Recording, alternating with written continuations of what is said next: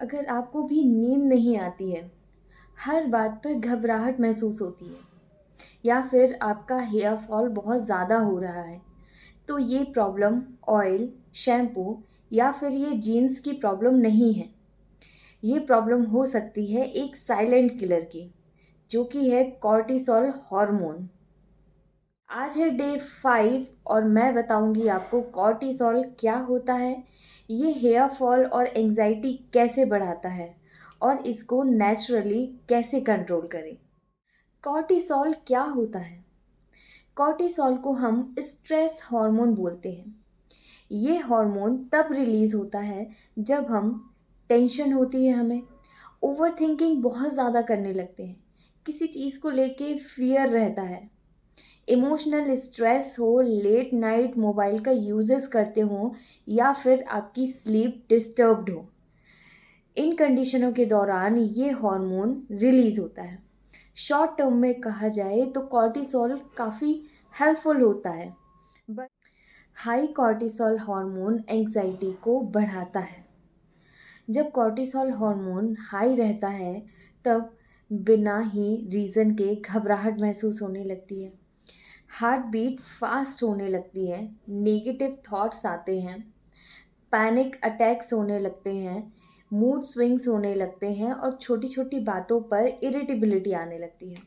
इसीलिए ऐसे पेशेंट बोलते हैं कि डॉक्टर, दिमाग शांति नहीं होता है, ये मेंटल प्रॉब्लम नहीं है, ये हार्मोनल इम्बैलेंस हो सकता है। हार्मोन और हेयर फॉल का क्या कनेक्शन है, आइए समझते हैं इसे। अब सबसे इम्पॉर्टेंट पार्ट ये है कि अगर आपकी बॉडी में हाई कॉर्टिसोल है तो हेयर रूट्स को ये वीक करने लगता है, ब्लड सप्लाई को भी कम कर देता है, हेयर ग्रोथ फेज को स्टॉप कर देता है और ये टेलोजन फेज को भी ट्रिगर करने लगता है। इसीलिए जब भी आपको स्ट्रेस होता है उसके 2 से 3 महीने बाद अचानक हेयर फॉल शुरू हो जाता है और पेशेंट आके बोलते हैं कि डॉक्टर, स्ट्रेस तो अभी कम है लेकिन बाल तो फिर भी गिर रहा है। इसके पीछे का रीज़न है कि कॉर्टिसोल हार्मोन अपना इफ़ेक्ट लेट दिखाता है। हाई कॉर्टिसोल है अगर आपकी बॉडी में तो आप पता कैसे करेंगे? इसके कुछ बेसिक साइंस होते हैं जिनको देख के आप पता कर सकते हैं कि बॉडी में कॉर्टिसोल लेवल हाई हो रहा है।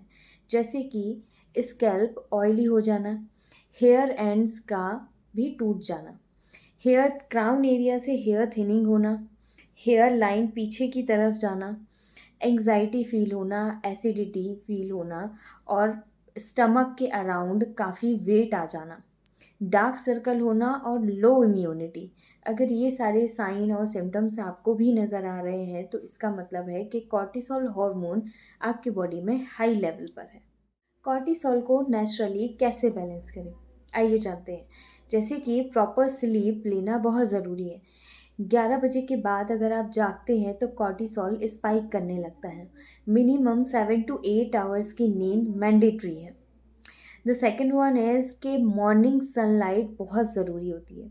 सुबह की 10 से 15 मिनट सनलाइट बॉडी के सिग्नल को भेजती है जिससे कि स्ट्रेस काम डाउन रहता है। ब्रीथिंग एक्सरसाइज बहुत ज़रूरी है।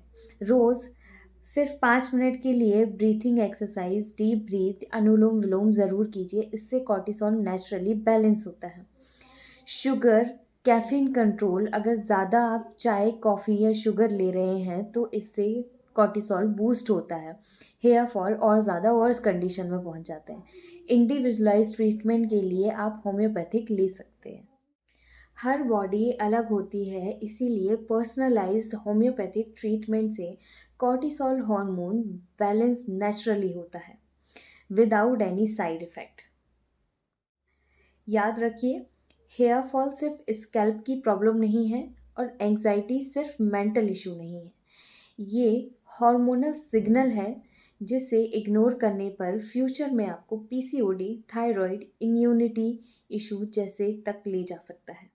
अगर आप भी हेयर फॉल से परेशान हैं या फिर एंग्जाइटी, स्ट्रेस या फिर ओवर थिंकिंग हो रही है और बिना साइड इफ़ेक्ट के आप ट्रीटमेंट चाहते हैं तो आप मुझे डीएम में कॉर्टिसोल लिखकर बता सकते हैं या फिर नीचे दिए गए व्हाट्सएप नंबर पे आप मुझे मैसेज भी कर सकते हैं। वीडियो पसंद आई हो तो लाइक, शेयर और कमेंट कीजिए और ये वीडियो उनके साथ शेयर कीजिए जिनको बहुत ज़्यादा स्ट्रेस रहता है। मैं हूँ डॉक्टर मेघा ताम्रकार। अगले वीडियो में हम मिलते हैं। Thank you.